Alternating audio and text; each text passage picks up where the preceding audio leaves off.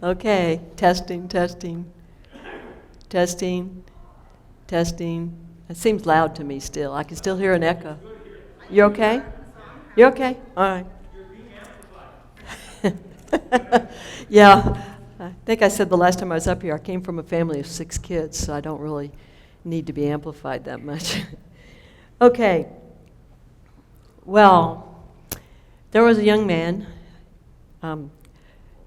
Tiago mentioned I've given stories before. I like to tell stories. And there was a young man who answered an advertisement for a general farm laborer.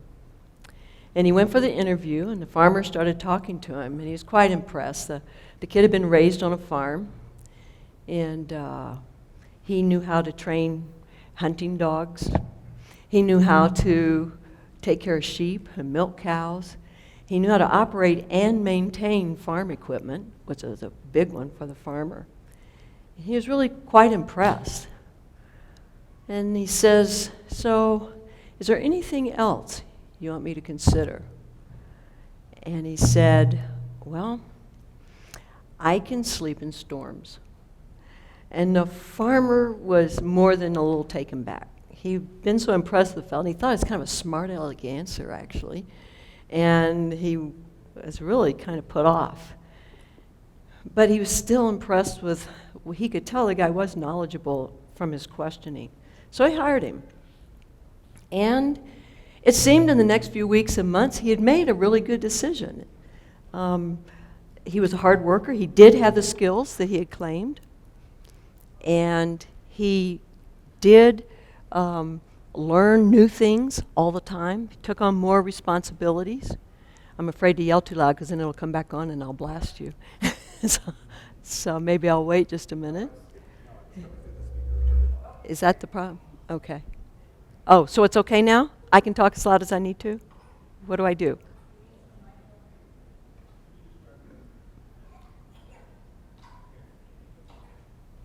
I'm not sure what I'm supposed to be doing here. Just talk. Okay. I'm going to go ahead and talk. So in any case, the kid seemed to be doing pretty well. He was taking on more and more responsibilities. And he was really faithful in what he was doing. So the farmer thought, I think I've made a pretty good decision. I think this is good. So I take this off?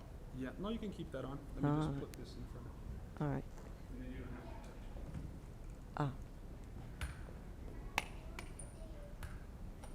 How are you guys doing? There's always technical We're gonna detail. get there. Yeah. There's always technical difficulty. Okay. Yeah. Is that on? Just turn it up. It doesn't sound like it's on. Is it on? Is it on? Testing? Oh, it is. I'm not close enough. There we go. Oh, I have to be really close. All right, got it. Is that better? All right. So a few weeks and months went by, and the farmer thought he'd made a good decision. And then one night, there was an alarm went off on his cell phone from the Weather Bureau that an unexpected storm was blowing in with gale force winds. Temperatures were plummeting, and when he woke up, it had already arrived by the time he woke up.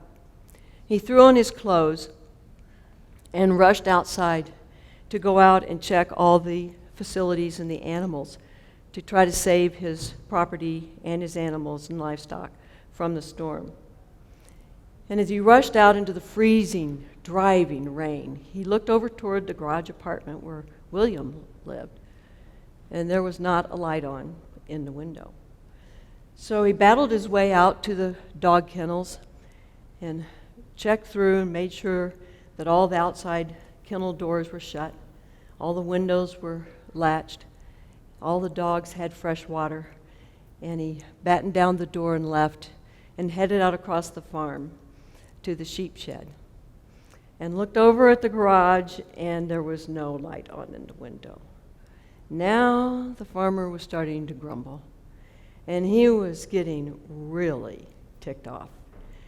And as he went to the sheep shed and checked everything out and went on to the milk barn where the cows were and went on to the chicken coop, and by the time he got done, he was so angry, and he was cold, and he was wet, and he was a mess. And he stomped over to the garage and stomped up the steps to the garage apartment and banged on the door. And he was greeted by a sleepy William. And he let him have it. How irresponsible these young people are today. How could his property and his animals were at stake, and William was nowhere to be found.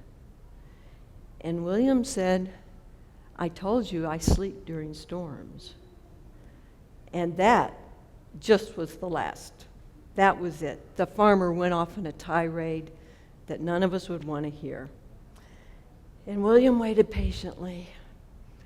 And when he was done, he said, were any of the windows loose? Were any of the doors open? Were any of the animals unsafe? Was any of the equipment exposed to the storm? So I can give you the answer to that. You hired me to take care of these things for you. And I check it every night before I go to bed. I know all those things were in place. You may have gone out to all those buildings and all those animals and all the equipment and checked it, but it was all good, wasn't it? We're going to leave the story for a minute and come back to it. This is falling out, so I'm going to take it out. One moment here. Is that okay? Is this going on the video? Yeah.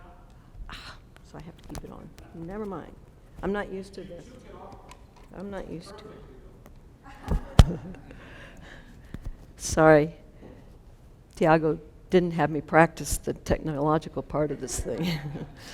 In any case, when Tiago asked me to speak, he suggested, he said, why don't you just go back through. Is this supposed to be behind here? This is going to be a great video. Turn it off? It's been on the whole time. They've both been on the whole time. Which one should she turn off from? The one on the stand. The one on the stand is going off. Justin's going to help me because I'm technologically challenged here. All right. What a great video this will be.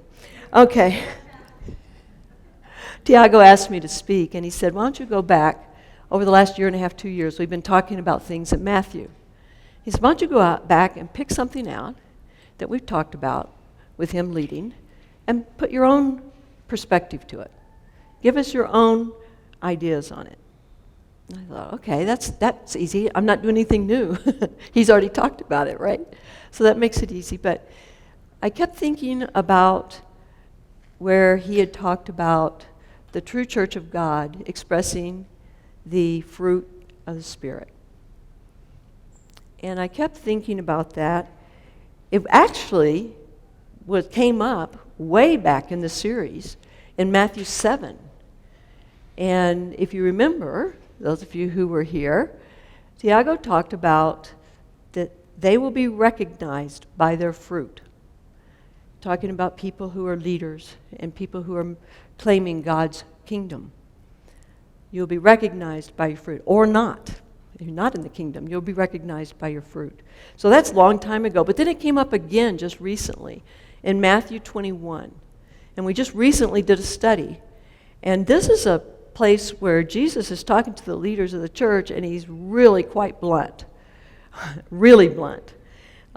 He says in Matthew 21:43, the kingdom of God will be taken away from you and given to a people who will produce fruit. It's pretty blunt. And so I started thinking about that. And so I went to Galatians, because in Galatians there's a list of the fruit of the Spirit. They're listed up here on the board, and we're going to talk about them in a minute. But Galatians also has a list of what I call the anti-spiritual fruit. And it's actually a pretty long list, and it's a nasty list. So if you want to go to Galatians 5:19-21, I did not put it up here on purpose. That's not what I want you dwelling on today. So it is not up there, but it is found, this list is found in Galatians 5:19-21. And this is the list of acts that result from being separated from the goodness of God and God's kingdom. I'll just go down through the list. It's pretty bad.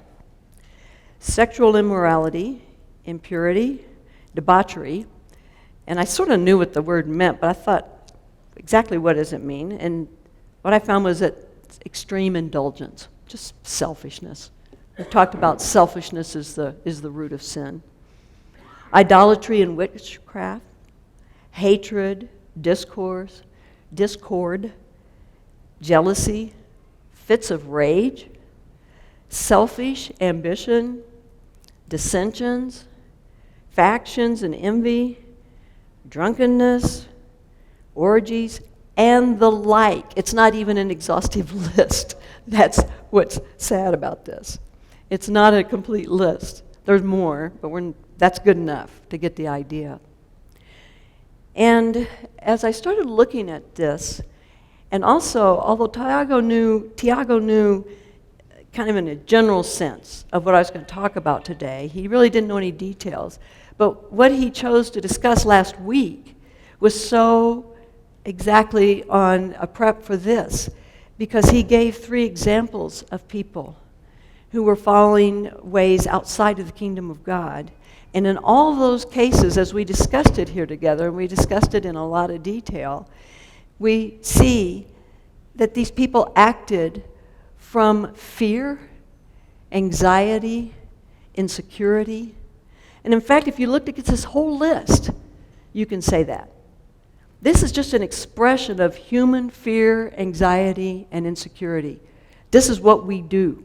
And I'm going to use the word we today, and I hope we take it to heart, because I intend it to be we, not they, not some theoretical person out there that's not following God, because I don't think I'm overreaching if I say every one of us in this room have experienced these acts of fear and anxiety and insecurity at some time.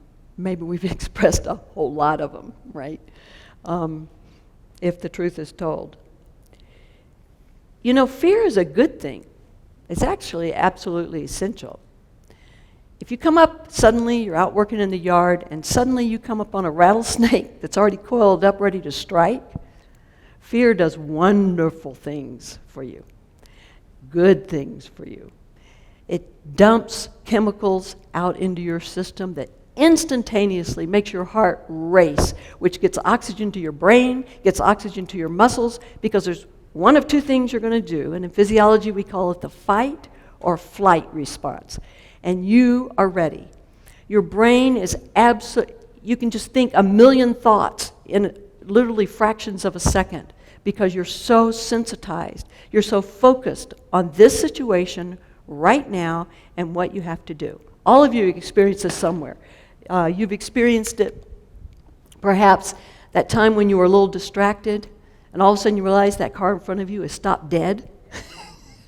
Okay, you've experienced it, right?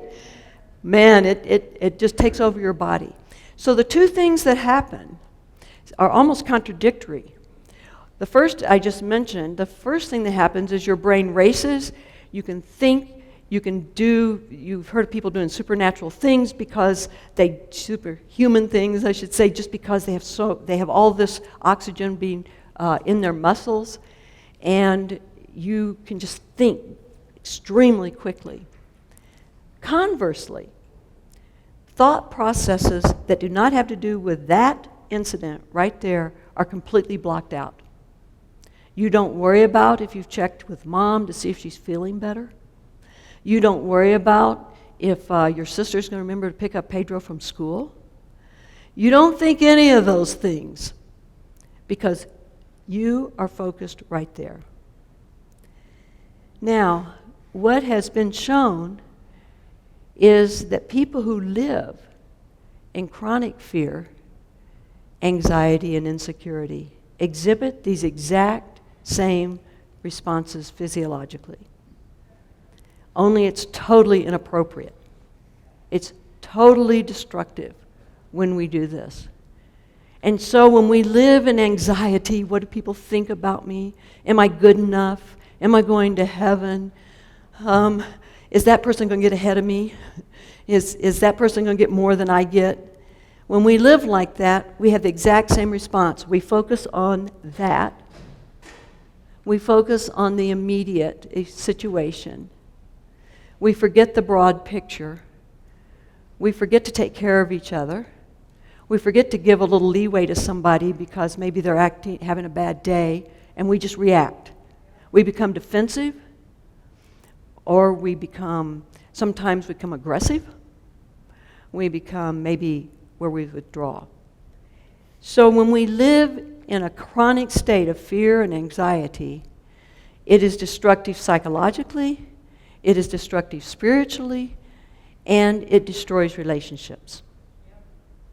I'm going to give a few examples from that list I gave you, and I'm using the word we because I picked ones that I think everybody here can relate to. So one is, how many times have we say, I'm afraid of confrontation. I don't like to confront people. So what do? I work behind their back. That's much easier. I go tell somebody else what's wrong with them, right? I go tell somebody else why I've been wronged. I don't go and resolve it because that's scary. I'm scared, right? I see a lot of heads going, oh yeah, that's me, okay? Or maybe we are not getting our way at work, in a church committee, in our family. We're not getting our way, and that other person just seems stronger than us, so we form factions. We get people who agree with us. Now we feel braver. We're not so scared anymore, right? And that's on that list, factions. And just discord. Maybe we just tear people down because they make us feel bad, so we're going to make them feel bad. And we do it by sowing discord, sowing unrest, instead of dealing with the issues. Because we're scared, we're afraid, we're insecure. Jealousy. I've always said, and don't get me wrong, I'm not saying I haven't experienced it, but I've always said jealousy is the most wasted emotion there is. Jealousy says, I'm scared you're getting more than I am. Or you've got something I want, or you're better at something that I'm never going to be good at, right? And I feel bad about you because of that. I'm jealous, right? What does it do? Number one, if that person is better than you, if that person does have things that you don't have, you've destroyed any, I'll leave it. I have now destroyed any chance for me to benefit from your goodness, your achievements, your way of doing things. I've destroyed that because I've built up a wall now and can't. And here's what's even worse. Have you ever been jealous of someone and found out they were in a much worse situation than you are? Ooh, that hurts. And think now we've missed that chance to help that person because we've built up this wall again. We've put in our mind something that didn't even exist, and that's what we've done. So jealousy, it's a wasted emotion, it's destructive, and it interferes with our ability to relate to each other. Envy, selfish ambition. Ambition's great, right? When you go to school, you want to do well, don't you? When you become a parent, you want to do well, right? By your kids. When you teach, you want to do well. You want to see those kids succeed because that makes you feel really, really good. But when it says selfish ambition, all of us have seen this, and it doesn't have to be in the workplace. It can be in the workplace. I've certainly seen it in the workplace. People who walk over other people. But how many times have we minimized other people just to make ourselves look better? We need to get ahead by pushing somebody down. That's selfish ambition, and it can be anywhere in our lives. Hatred. Now, I don't know about you, but when I was being raised, my parents didn't allow the word hate to be in our house. So we didn't hate anybody. We never said that word. That was a no-no word. So we never hated anyone. Are we really sure about that? What about the word resentment? What about indifference? What about contempt? We have contempt for other people. In fact, I read a book by a psychologist who said when he was doing marriage counseling, he knew the most troubled marriage was when somebody came in, not that were fighting and yelling at each other, they could repair that, but when someone had contempt for the other person, it's a very damaging thing. So when we think of hatred, sometimes we just think we have to say, I hate you. No. Our actions, right? Fruit. Our actions talk about this. So sometimes hatred or resentment or dislike is our way of hiding from the fact we've been hurt. Right? How many times has somebody hurt you and you despise them later? We've all done this, by the way, whether it was when we were kids, when we were adults, or whatever. People hurt us. We get resentful, don't we? So there is that fruit, that action. And the last one, I can see a lot of Seventh-day Adventists sitting up and going, she's gotten to one, I don't even have to listen to her. Drunkenness. I've never touched alcohol, and it has nothing to do with me. But what is drunkenness? What is it? It's not finding ways to numb ourselves. Well, it is, but we're trying to get control. We're trying to numb ourselves from pain or from conflicts or from just life or whatever. So I would like to suggest to you, do we ever find that we have abused prescription drugs? We have the doctor's signature right there on the paper. Can't be wrong with that. But have we ever abused that? Have we ever let busyness and overcommitment, where we're just going, because we can't face hurts and things where God says, be still and know that I'm God? That's scary. That's really, Wendy talked about, she was doing prayer, and she was praying away and doing all of her thing and remembering everybody. And she ran out of things to say, and she was setting up a clock just to see how long she was doing this. It wasn't very long. And so she said she ended up just sitting there, didn't you? Yeah. You sat there. Be still and know that I'm God. And so do we find ways to make ourselves not have to experience certain things, not have to deal with our hurts, with our flaws, with knowing God? Do we just stay busy? We're doing all the church things, we're going to Pete's, we're doing this, and there's nothing wrong with these things. I'm saying, can busyness be our way of numbing ourselves to actually finding that kingdom of God? So now we're done with these. We're going to move on to the positive. So go down to the next verses. Galatians 5:22 and 23. And here they are. Love, joy, let's say them together. Love, joy, peace, patience, kindness, goodness, faithfulness, gentleness, self-control. That's a great list, isn't it? Covers a lot. It's a great list. I think we all aspire to it. There's a problem with this. This fruit, these acts, cannot be fully expressed in the presence of insecurity, anxiety, and fear. They can't. Psychologists will tell you, forget the religious angle, psychologists will tell you this.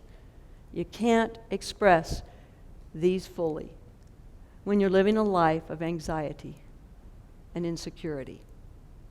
And that's a problem, because we've all experienced anxiety and fear. So what do? We say, okay, I'm not going to be fearful anymore. Have you ever tried that? Have you ever tried to say, I'm not going to do something, or I'm not going to think something? What happens? That's all you can think about. Okay, I'm going to cut out sodas for 2 weeks. I'm getting too many sugary sodas. I'm going to cut out soda. And the next thing you see on TV is a Coke can being popped and fizz coming. Oh no, right? Isn't that what happens when we just try? Jesus talked about this. He said, you go and you cast out demons and you do nothing to replace them, and what happens? What happens? It's worse than that. He says more come back than were there to start with, right? So more come back than were there to start with. So you can't just say, I'm not going to be scared. I'm not going to be insecure. I'm not going to be fearful. What do we do? How do we replace it? You know the answer to this, by the way. And I know you know what verse I'm thinking of. What do we replace fear with? 1 John. Go to 1 John. I heard it. 1 John 4:18. It's a fabulous verse. Fear cannot stand in the presence of one thing: perfect love. Perfect love drives out fear. You don't drive out fear. You don't do it by chance. I'm not going to be scared. You know, you did this school. I will not talk in class. I will not talk in class. It won't work.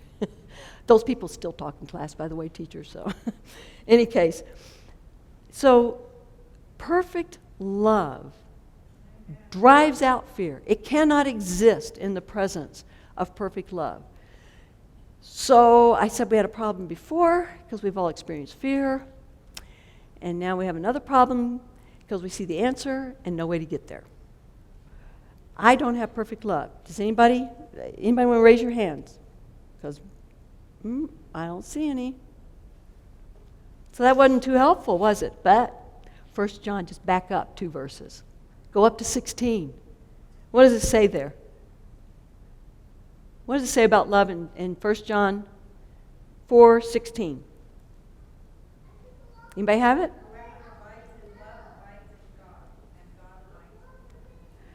God is love. God has perfect love.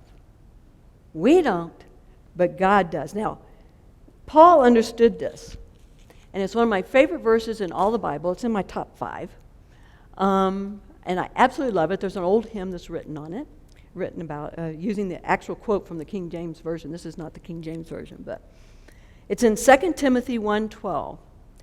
And Paul did not have perfect love. He didn't try to claim it. But the interesting thing about Paul, he understood the concept. It's not what you know, it's who you know, and he knew who had it, God. And he says, for I know, not I think, not I hope, I know who I have believed, and am convinced that he is able to guard what I've entrusted to him for that day. I know whom I have believed. You absolutely know that God will come through. Let's go back to the story of William. Why did the farmer have such a horrible night trying to fix everything? Why did he get so angry? Why did he lose his temper? Why was he freezing to death? Probably didn't sleep the rest of the night. Why? Because he didn't trust William to do what William said he was going to do, which was take care of the chores on the farm, right? He did not believe, and it was a miserable night for him. And how many times do we do this? We're trying to fix everything. We're worried about what everybody else thinks. We worry about that. God says, no, stop. You can have confidence in me. And what that does is it frees us. Now, this is, Tiago will have to excuse me.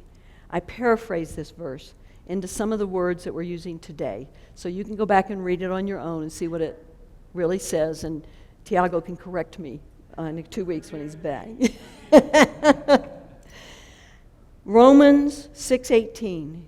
You have been set free from being a slave to fear, anxiety, and insecurity, and have become slaves to love, joy, and goodness. That's a great trade-off, isn't it? That's a really beautiful trade-off. It's just great. So you're free. We can be free because we accept God in our life, because we accept that He will do what He says He will do. He will come in and He will remove those things. His love can come in through us to others. So we're free to love the unlovable. Sometimes it's your kid. Sometimes it's your coworker. Sometimes it's your boss, right? You're free to love the unlovable. We're free to speak our opinions. We don't have to be afraid of confrontation because we don't do confrontation. We do sharing of ideas with respect, love, patience with one another. Do you see the difference? It doesn't work to go and just not say anything in the meeting and then go outside and grumble, grumble, grumble, grumble. That's discord, right? That's dissension. But we can share openly because we don't do confrontation. We speak to issues. We speak to ideas. We don't confront people. We don't knock people. We're free to be patient with the weak, with those who just don't seem to get things. And I might add, with the obnoxious, right? You know some of those, don't you? Yeah. We're free now because we accept what God has said He will do for us. And so now we can pour out His Spirit on other people. We're free to find goodness in that person that it's hard to find the goodness. And what's interesting is once we find that goodness, there's more there than we ever thought there was. That's what's cool. So goodness, we're free to revel in that goodness. We're free to show self-control when that wonderfully snarky comment is just about to come out. And I'm speaking to myself here, like right here. It's how you survived with 6 kids. You snarked a lot.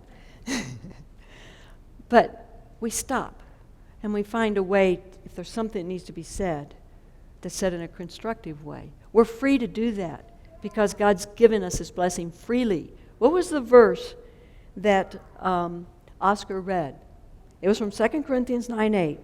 God is able to bless you abundantly so that in all things, all times, having all that you need, you will abound in every good work.